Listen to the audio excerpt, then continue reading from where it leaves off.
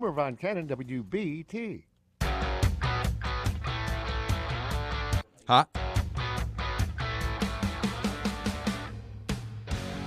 It's 5:04, and welcome into a Monday edition of the Carolina Journal News Hour on News Talk 1110 99.3 WBT. I'm Nick Craig. Good Monday morning to you. We start off with some news this morning out of Washington, D.C. that's got a pretty strong North Carolina connection. North Carolina Senator Thom Tillis is strongly condemning Judge James Wynn of the Fourth Circuit Court of Appeals for reversing his decision to retire. Yes, reversing his decision to retire. Wynn had initially announced plans to take senior status on the Richmond, Virginia's-based Fourth Circuit, which handles cases from North Carolina, but withdrew that decision in a letter to President Joe Biden late last week. Tillis called the move a, quote, brazenly partisan decision and accused Wynn of politicizing the judicial retirement process, arguing that his actions undermined the impartiality expected of the judiciary. Tillis also urged the Senate Judiciary Committee to investigate the matter, claiming that Wynn's actions amounted to, quote, politicians in robes, end quote, engaging in partisan gamesmanship.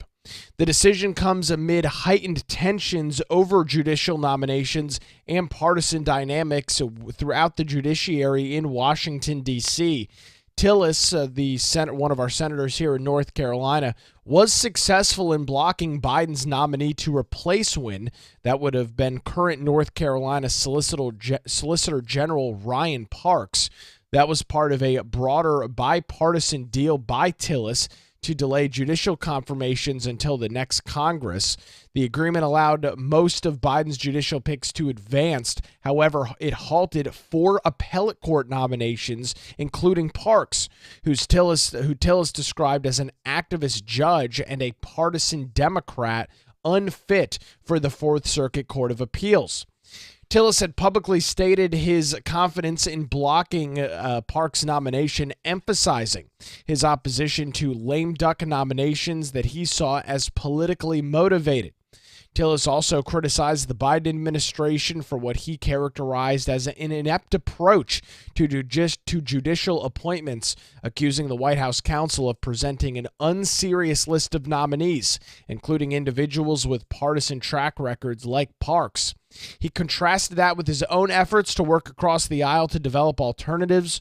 Wynn's withdrawal from retirement effectively prevents President-elect Donald Trump from selecting a new nominee for this lifetime judicial seat, further fueling Tillis's accusations of partisanship.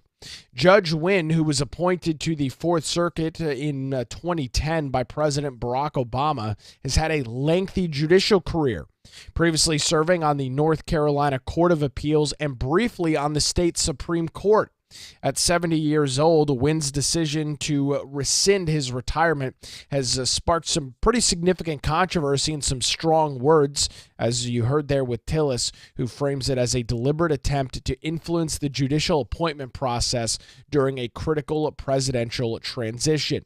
This story is likely to have some additional details to it over the coming weeks and months. It's something we will keep a close eye on this morning. It's our top story, which you can read this morning over at carolinajournal.com, where it's now 5:07. There's been some discussion over the last couple of years about a new party. It's called the No Labels Party, and some prominent North Carolina politicians spoke at an event that they had last week. To get some additional details on that this morning, it's my pleasure to welcome Jeff Moore, editor-in-chief over at carolinajournal.com, to our airwaves this morning.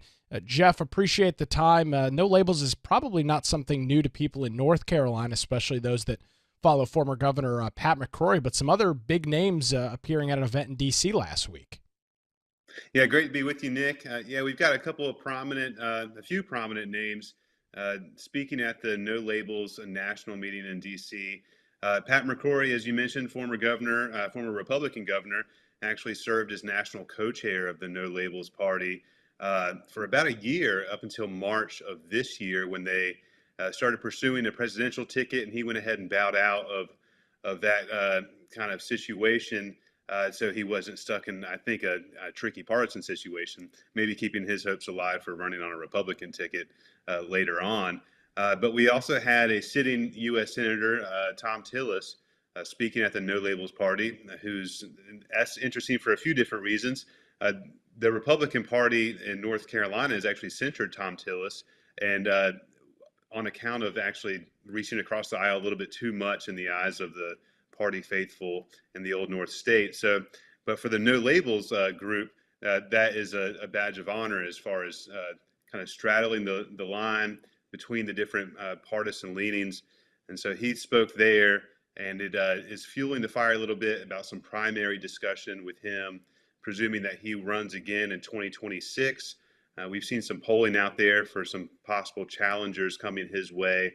Mark Robinson has been one of those names floated out there after he fell short in the gubernatorial race, that he may want to challenge Tillis. But also an interesting name is Laura Trump, who just stepped down from her role as co-chair of the RNC. And there's some polling out there that would put her above Tom Tillis in a primary situation, and maybe going toe-to-toe with the potential Democratic candidate Roy Cooper, the current and then soon-to-be former governor of North Carolina. Yeah, and I want to touch on this Tom Tillis situation. Jeff, you previously spent some time at the North Carolina Republican Party, the NCGOP, and Tillis is somebody that is in and out of favor constantly with Republicans across the state. It appears that he seems to be embracing Trump, at least in the transition, a little more maybe than years past. But I have to think from an optics standpoint, those that claim he's not conservative enough going to this No Labels event probably is not buying him any favor with Republicans across the state. At least that's not what social media activity looks like. Yeah. So Tillis he's taken a lot of fire from the grassroots of the Republican Party in North Carolina for doing things like working with Democrats like Dick Durbin on immigration legislation in years past, things that really crossed a red line in the eyes of those party faithful. And he's fond of saying things like, "Don't make the perfect the enemy of the good." So he is a pragmatist at the end of the day, not necessarily a principled conservative. He often touts North Carolina as a purple state, and so therefore he is a purple senator. So you can see why that is going to land him in hot water with the Republicans in the state, the more conservative leaning for sure. But with a party or an organization like the No Labels group that really kind of fits the bill for them, they really try, and that is the central thrust of their organization, is to be a centrist party and really take no, they put it as a partisan kind of stake in the ground, but often for viewers out there that are paying attention to politics and have some principles that they would like to affect in the policy space, they kind of view that as somebody that's maybe straddling the line just for the favor that they might get to get across and get reelected again. So he definitely, there's no love lost with some of the very conservative or mostly conservative members of the Republican Party. He's been able to survive some of those challenges before. He was primaried with Garland Tucker in North Carolina when he was running for Senate, and that fell short. He had a tenure as North Carolina House Speaker before that, where he exuded a lot of those pragmatist qualities and doing things. And I think that the endorsement or the playing nice with the incoming president-elect Trump is just another example of that pragmatism coming out now. It wasn't just Republicans at the No Labels event up in Washington, D.C. We'll talk about a Democrat that was there coming up after this. You're listening to the Carolina Journal News Hour, where it's now 5:12, News Talk 1110, 99.3 WBT. It's time for a look at traffic this morning with Boomer Von Cannon. Hey, thank you, Nick. Good Monday morning.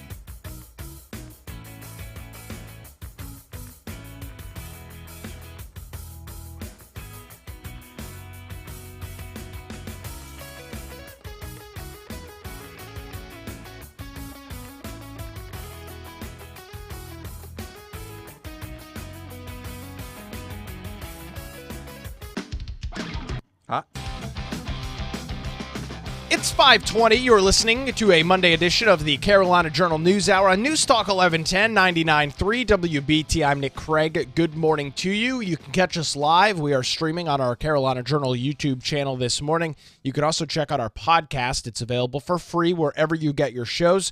Just search for the Carolina Journal News Hour and take the show with you on demand on your own time. You can listen on your computer by visiting WBT.com and hovering over the podcast tab. The North Carolina Supreme Court is going to allow plaintiffs to continue their challenge against Orange County's school impact fees, paving the way for potential refunds. This is an interesting decision. It was issued in a 5-1 ruling, and it reverses a 2023 appeals court decision. The case is called Zander versus Orange County, and it stems from allegations that the county unlawfully collected millions of dollars in impact fees from both residents and developers between the years 2009 and 2016. The plaintiffs argue that these fees violated state law and the county's own ordinance and seek compensation for two groups. First, those who paid the fees, and second, those who owed the fees under county rules. The Supreme Court supported the appeals court judge in Michael Stadling's dissent, which advocated for a broader trial on the lawfulness of the fees. Justice Allison Riggs, a Democrat who authored the Supreme Court's majority opinion, recused herself from the Supreme Court ruling. Justice Anita Earls, also a Democrat, dissenting in that, aligned with Riggs in the earlier decision. The plaintiffs allege that Orange County used impact fees for unauthorized purposes, such as school buses and consultations and studies and various other sorts of forms of government, and failed to comply with mandated refund provisions. This is while a 2020 Supreme Court ruling had already allowed the case to proceed at a class action suit level. This latest decision strengthens the plaintiff's abilities to seek damages. The case will now return to a lower court for further proceedings to determine the extent of any refunds owed, again, to both the property owners that paid some of these fees, the residents, and the developers, all between the years of 2009 and 2016. It's now 5:23, News Talk 1110 99.3 WBT. Continuing our discussion this morning with Jeff Moore from CarolinaJournal.com about the No Labels group and an event they had in Washington, D.C. last week that did feature some prominent folks from North Carolina.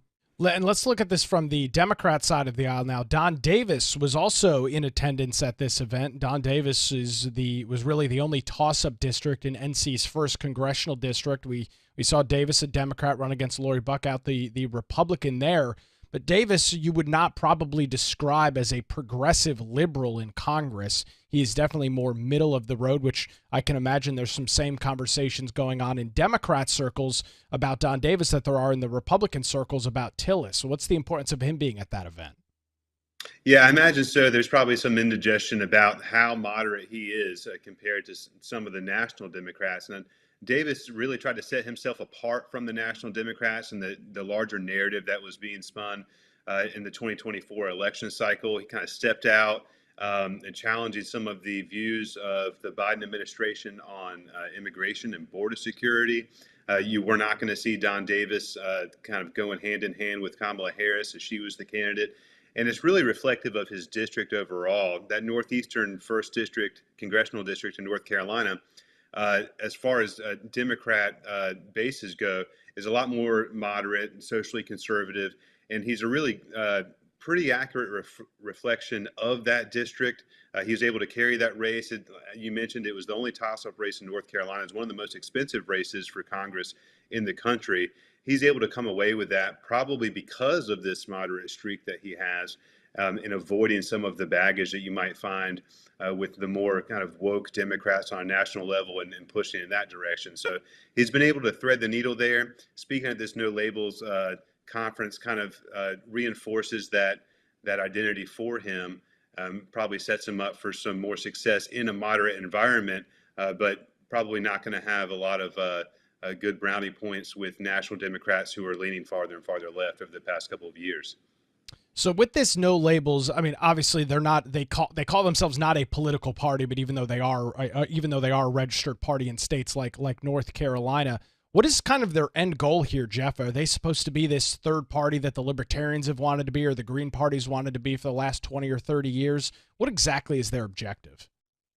Yeah, I think that they see a thirst out there. If you look at survey results on politics, you'll often find a lot of respondents calling themselves that they're in the middle of the road. So, like, they would describe themselves as centrist, and they agree with this set of policies from this side of the aisle and this set of policies from the other side of the aisle, and they really don't like a lot of the partisan bickering that they will report. So I think the No Labels group sees this, and they have a lot of moderate politicians on either side of the aisle, and they thought that they could actually bottle that up and go for the middle. And from an organizational perspective, you would think that that's a good majority of the country that would describe themselves in some sort of centrist way. So I think that they see the opportunity for success to get candidates on the ballot. But what has happened for the past few years, I think, may indicate that there's the thirst for that is really, it's not as real as it seems when it comes down to the ballot box. A lot of times they're going to serve as spoilers. And at the same time, if you've got, for instance, Republican Pat McCrory or Tom Tillis or Democrat Don Davis, you might actually undermine your credibility with the base of support you have on the partisan side of things if you're too engaged with the No Labels group. We've seen politicians that have governed and led policy from a centrist position, but they're still wearing their party label. Joe Manchin comes to mind, who's retiring now, but he was able to leverage his moderate streak to a great degree up in D.C. But the No Labels group itself I think they might find themselves needing a label at some point. A centrist party may have been something that's more accurate and more attractive to people, but the No Labels organization and effort, while they made a lot of waves and they're in the news a lot, and we're talking about them right now, they haven't had a whole lot of success at the ballot box or really getting a lot of good policy into place. And I want to touch on this in the final question. Obviously, our largest voting bloc in the state of North Carolina is unaffiliated voters, but anybody that you talk to, including experts over at the John Locke Foundation, the likes of Jim Sterling and Dr. Andy Jackson, they'll tell you, Jeff, that while, yes, those people are registered unaffiliated voters, they're close partisans, whether they're Republicans or Democrats. And is it just kind of a situation where it's easy to say, oh, well, I'd rather have a third party, but when the rubber actually meets the road, getting involved in a third party, of which there are plenty, the Green Party, the Libertarian Party, it's a little bit harder to do than maybe just saying that in a poll survey? Yeah, and I think in North Carolina in particular, we've had a huge growth in the unaffiliated registrations here, and they're the largest group, as you said. But unaffiliated is really a more appropriate term than what we used to call independent voters, because these voters aren't truly independent of the partisanship or the policy sets that go along with the different parties in this two-party system that we have. Like you said, they're very close to being partisan. A lot of them are actually deregistered from the party because they thought that the party itself, whether the Democratic Party or the Republican Party, actually strayed a little bit too far from their principle and policy set, and so they wanted to go ahead and deregister and not support that party, but they still hold those principles themselves, and they vote that way. I've done a lot of different things in politics in North Carolina, run into and spoken to a lot of unaffiliated voters, and down to the last one, these people have very clear ideas about what they support, and it lines up very much with the principle sets you would find in the party, not necessarily just like a leaf in the wind where they're going to blow either way. So they're definitely an important and growing group in North Carolina, but to focus on the no labels part, to focus on the unaffiliation, I think is really missing the point. Jeff, a great insight this morning. Where can folks read more? CarolinaJournal.com. You can check the latest out there. Jeff Moore joins us this morning on the Carolina Journal News Hour. Where it's now 5:30, News Talk 1110, 99.3 WBT. Time for another look at traffic on this Monday morning with Boomer Von Cannon. Hey, thank you, Nick. We have areas of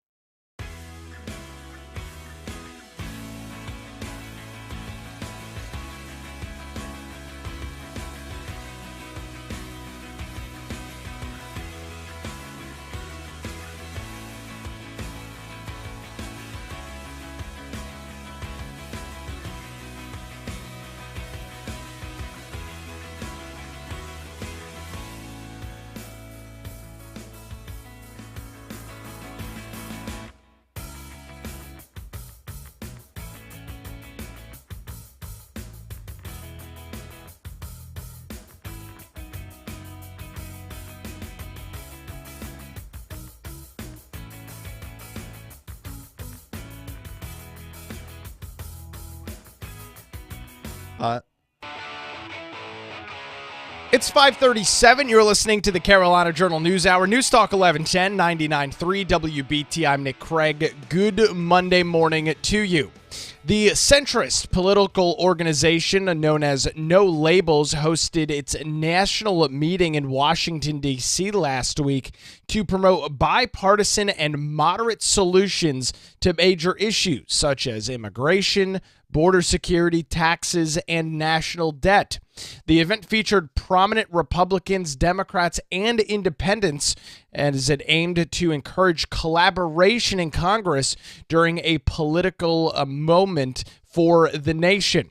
According to No Labels national leader and former Dallas Mayor Mike Rawlings, the notable speakers at the meeting included Republican Senator Thom Tillis. We were just talking about that with Jeff Moore, Democrat Congressman Don Davis in North Carolina's 1st Congressional District, former Republican governor and Charlotte Mayor Pat McCrory, all three known for their moderate stances and bipartisan cooperation. Congressman Davis represents one of the most competitive congressional districts in the country in North Carolina's 1st Congressional District. And with that, he emphasized things like border security and kind of diverged from national Democrats in regards to that. Senator Thom Tillis, who's often criticized by his own party for working across the aisle, was also in attendance and likely is going to be facing some significant primary challenges in 2026. It could be from the likes of individuals like Mark Robinson, Laura Trump, many individuals kind of already testing out the waters in regards to a congressional run. You can read more about that event and check out some quotes from those individuals that attended by visiting our website, carolinajournal.com. Jeff Moore has got the story up there this morning. You can read that again over on our website, carolinajournal.com. It's now 5:39 on the Carolina Journal News Hour. Biotechnical firm Amgen is expanding their footprint in our state capital up in the Wake County area. To get some additional details on that this morning and what that means for the state as a whole, Katie Zender from the Carolina Journal News Hour is our guest. Katie, I appreciate the time this morning. Tell us a little bit about this company and what some of this expansion is going to look like going forward. Hi, good morning, Nick. So Amgen is a biotechnology company, and to kind of break that down and explain what that means is they're essentially a company that develops, manufactures, researches, and even delivers cutting-edge, innovative drugs, essentially, yes. And so they have announced a $1 billion dollar investment expanding its manufacturing facility that is currently in Wake County's Holly Springs. This $1 billion investment is actually building on their previous investment back from 2022, which was a $550 billion investment that helped to fund their existing facility in Holly Springs. So this $1 billion investment is going to build on that and expand their current manufacturing facility here in Holly Springs in Wake County. Now, one of the reasons that they're in the news and over at carolinajournal.com is they're actually receiving some state money for this. It's through a program known as JDIG. And Katie, I know we've talked about that in the past, but can you explain, first of all, what a JDIG is and why that's relevant to our audience here this morning? Right, exactly, Nick. Yes, that's exactly right. This project is being funded by both JDIG as well as county incentives. And so a JDIG grant is known as a Job Development Investment Grant. That's the acronym for it. And so basically what this state program has promised to do is to increase the economy by investing all these taxpayer dollars over a 12-year period. This program promises a potential reimbursement to the company of over $4 million. $4 billion, excuse me. And so basically what they're saying is we're investing all this money into this company because it's going to increase our economy over time. And with that, they've got some announcements in regards to salaries and jobs that they plan on creating in regards to this expansion like you were talking about. What are some of those figures and stats look like? Right, exactly. So basically, the Jobs Development Investment Grant authorizes a reimbursement to the company of up to over $4 million over a 12-year period. And when we look at what that's going to do for the people of Wake County, the people that are potentially going to be working, at this, facility, it looks like, salary is going to vary depending upon position, but the average salary is going to be $91,000. That's almost $100,000. The average salary in Wake County right now is about $74,000. So that's more than a $16,000 increase in salary for these people. So if they're able to deliver on this, that is going to be, huge for the people of Wake County. Wake County has also promised to invest $9 million in Amgen. However, this is contingent upon the company meeting investing in the community more than $380 million. And with that, the JDIG has been in the news a lot over the last couple of years. There's some other projects and various expansions that have been funded by JDIG, at least in part, or some reimbursement. However, some of those projects have not fully come to fruition. You talked to some experts over at the John Locke Foundation. What do they have to say about that? Right, that's exactly right, Nick. So I talked to Joseph Harris over here at the Locke Foundation. He's our fiscal policy analyst over here. And he said, Cooper's administration continues to demonstrate its inconsistent stance on corporate taxes. He said the administration frowns upon across-the-board tax cuts for all corporations while promoting handouts to potentially selected corporations. The JDIG is praised as a driver of job creation. However, after these announcements, these agreements are frequently canceled. In 2022 and 2023 alone, 36 JDIG agreements were terminated or withdrawn before reaching their goals.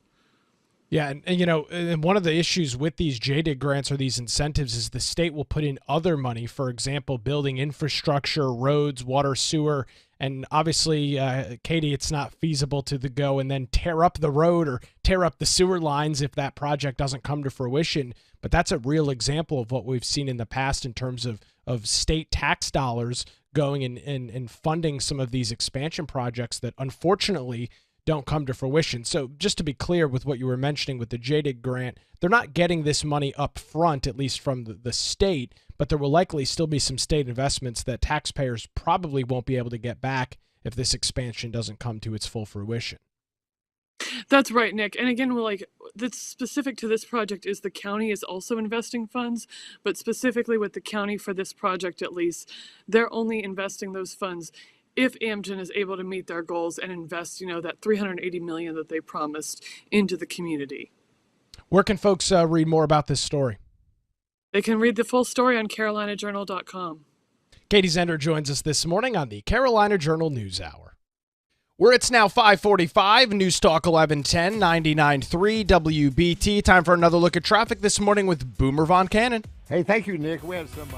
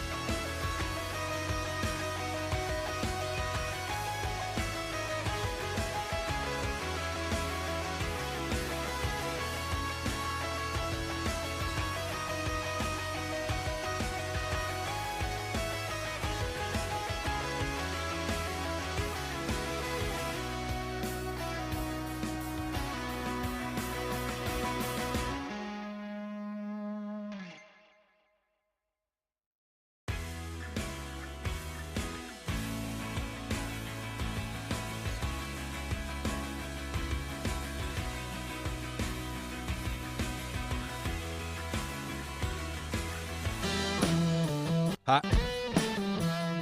Good morning again. You're listening to the Carolina Journal News Hour, News Talk 1110, 99.3 WBT. Tracking our top story this morning, Senator Thom Tillis is now criticizing a federal appeals court judge in his decision to rescind his pending retirement.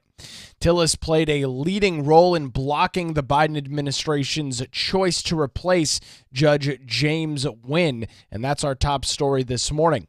In a 3-sentence letter, yes, just 3 sentences sent to President Joe Biden on Friday, Judge Wynn officially withdrew a January 5th announcement of his plan to move to a senior status on the Richmond, Virginia-based Fourth Circuit Court of Appeals. The Fourth Circuit covers cases from North Carolina as well. Tillis highlighted the letter Saturday as he criticized Wynn's, quote, stunning decision in a prepared statement. Tillis wrote this, quote, Judge Wynn's brazenly partisan decision to rescind his retirement is an unprecedented move that demonstrates some judges are nothing more than politicians in robes. Judge Wynn clearly takes issue with the fact that Donald Trump was just elected president, and this decision is a slap in the face to the U.S. Senate, which came to a bipartisan agreement to hold off on confirming his replacement until the next Congress is sworn in early January. The Senate Judiciary Committee should hold a hearing on his blatant attempts to turn the judicial retirement system into a partisan game, and he deserves the ethics complaints and recusal demands from the Justice Department that are heading his way, end quote. Tillis had warned Wynn in November against changing his retirement plan. At the time, Tillis said, I expect that judges who submit their retirements will not play partisan politics with a presidential transition, and a bipartisan Senate deal is going back on their word to retire. No judge did this during the previous lame duck because the judiciary needs to be above partisan politics. The statement accompanied Tillis's announcement of a deal on Capitol Hill that allowed most of Biden's judicial nominees to move forward while blocking 4 appeals court appointments. Among them, the deal was to block current North Carolina Solicitor General Ryan Parks, who had been nominated to succeed Wynn in that case. Had Wynn gone forward with his retirement plans as scheduled, President-elect Donald Trump would have selected a new nominee to serve a lifetime term on the Fourth Circuit Court. That's how those appointments worked.